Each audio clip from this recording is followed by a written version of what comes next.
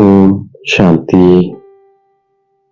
நாம் நஷ்டமோக ஆகி ஞானத்தின் அதீந்திரிய சுகத்தில் இருக்கும் ஆத்மா.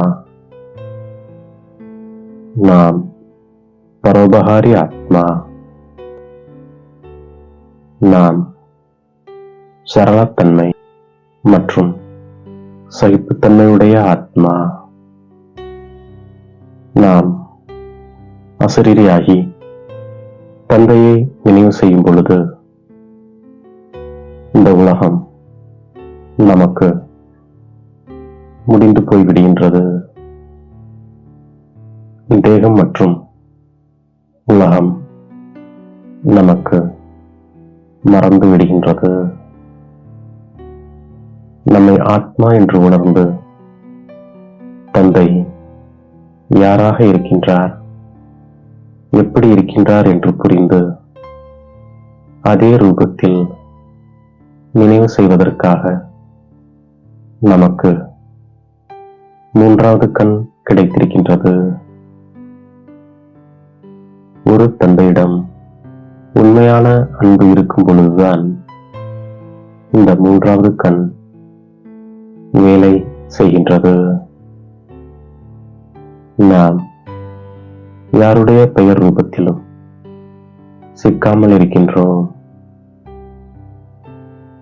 பிரம்மாவின் வாய் மூலமாக அனைத்து வேத சாஸ்திரங்களின் சாரத்தை தந்தை புரிய வைக்கின்றார். ஆத்மா எப்பொழுது சரீரத்திலிருந்து விலகியதாக ஆகிவிடுகிறதோ அப்பொழுது உலகத்திலிருந்து அனைத்து சம்பந்தங்களும் அறுபட்டு விடுகின்றன. ஆத்மா சரீரத்தை விடும் பொழுது கர்ம பந்தனம் இருப்பதில்லை. பிறகு மற்றொரு சரீரம் எடுக்கும் பொழுது கர்ம பந்தனம் ஆரம்பமாகின்றது. ஆத்மாக்களாகிய நாம் சாந்திதாமத்தில் இருக்கிறோம். சாந்திதாமமோ நமது வீடாகும். சத்தியுகத்தில் சுகம், சாந்தி, செல்வம் எல்லாமே இருக்கும். அதை தந்தை ஸ்தாபனை செய்கின்றார். சுகம், சாந்தி, செல்வம் பாரதத்தில்தான் இருந்தது. அந்த ஆஸ்தி தந்தையினுடையதாக இருந்தது. பரந்தாமத்தில் இருப்பவரான தந்தை ஞானம் நிறைந்தவர் ஆவார். அவர் நமக்கு சுகதாமத்தின் ஆஸ்தி அளிக்கின்றார். அந்த ஞானக்கடல் இந்த சரீரத்தின் மூலமாக உலக சரித்திரம் மற்றும் பூகோளத்தை புரிய வைக்கின்றார். கலியுகம் மற்றும் சத்தியுகத்திற்கு இடைப்பட்ட சங்கமத்தில் தந்தை வரவேண்டியிருக்கின்றது. பரம்பிதா பரமாத்மா பிரம்மா மூலமாக புதிய உலகத்தின் ஸ்தாபனை, சங்கர் மூலமாக விநாசம் செய்விக்கிறார்.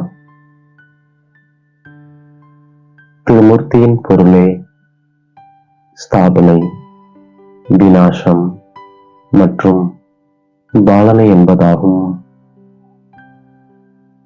தந்தை நம்மை இப்பொழுது புது உலகத்திற்கு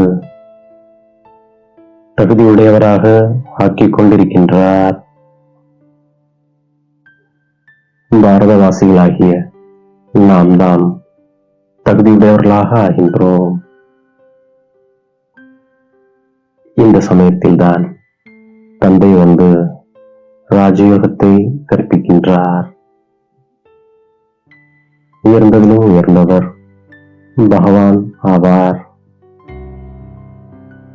தந்தை ஞானம் நிறைந்தவர் மற்றும் புனர்ஜென்மமற்றவர் ஆவார்.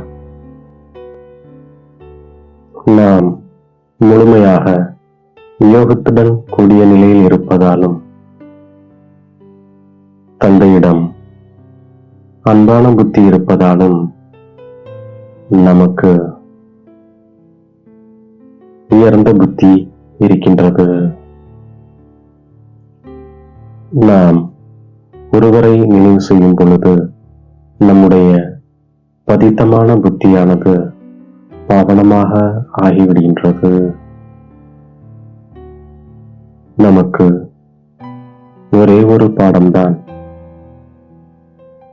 தந்தை மற்றும் ராஜ்யம், அவ்வளவே.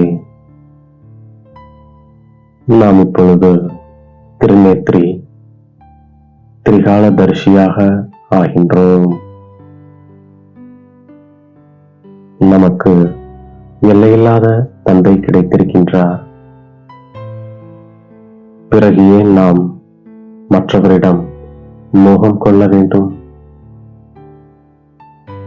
நாம் மிகவும் அன்பிற்குரிய தந்தையை மட்டுமே மகிமை செய்து கொண்டிருக்கின்றோம்.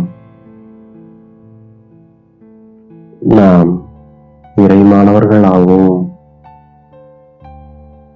நான் உங்களை ராஜாவுக்கெல்லாம் ராஜாவாக ஆக்குகிறேன் என்று பகவான் கூறுகின்றார். சிவத்தந்தை அனைவரையும் விடுவித்து வழிகாட்டியாகி கூடவே அழைத்து செல்கின்றார். நாம் இப்பொழுது சுகதாமம் செல்கின்றோம். எனவே எப்பொழுதும் ஞானத்தின் அதீந்திரிய சுகத்தில் இருக்கின்றோம். நாம் எந்த அளவு நினைவில் இருக்கின்றோமோ அந்த அளவு சுகம் அதிகரித்துக் கொண்டே போகின்றது. நாம் நினைவு செய்து கொண்டே இருக்கின்றோம் மற்றும் சக்கரத்தை நினைவு செய்து சக்கரவர்த்தி மகாராஜாவாக ஆகிவிடுகின்றோம்.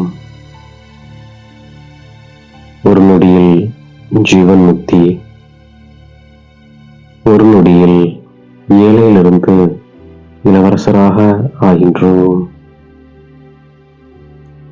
எனவே நாம் ஸ்ரீமத் படி நல்ல முறையில் நடக்கின்றோம். நாம் இப்பொழுது ட்ரஸ்டியாகி இருக்கின்றோம். இப்பொழுது நாம் சாக்காரமானவர் மூலமாக நிராகார தந்தையிடமிருந்து ஆஸ்தியை பெற்றுக்கொண்டிருக்கின்றோம். இது 5000 வருடங்களின் சக்கரமாகும். இது ஆன்மீக ஞானமாகும். இப்பொழுது சம்பூர்ண தன்மை மற்றும் பிரம்மா பாபாவிற்கு சமமாக சிரேஷ்டத்திலும் சிரேஷ்டமாக ஆகின்றோம். இதற்காக நாம் பரோபகாரி ஆகின்றோம். சுய உணர்விலிருந்து நாம் விடுபட்டு இருக்கின்றோம். ஒவ்வொரு சூழ்நிலையில், ஒவ்வொரு காரியத்தில், ஒவ்வொரு சகயோகி குழுவில் சுயநலமற்ற தன்மையோடு இருப்பதால் பரோபகாரி ஆகின்றோம்.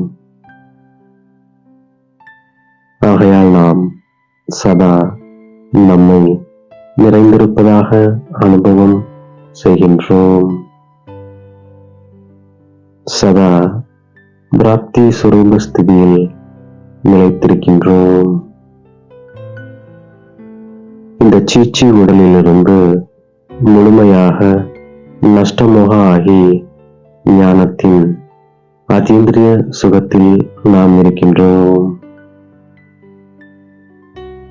இப்பொழுது இந்த உலகம் மாறிக்கொண்டிருக்கிறது.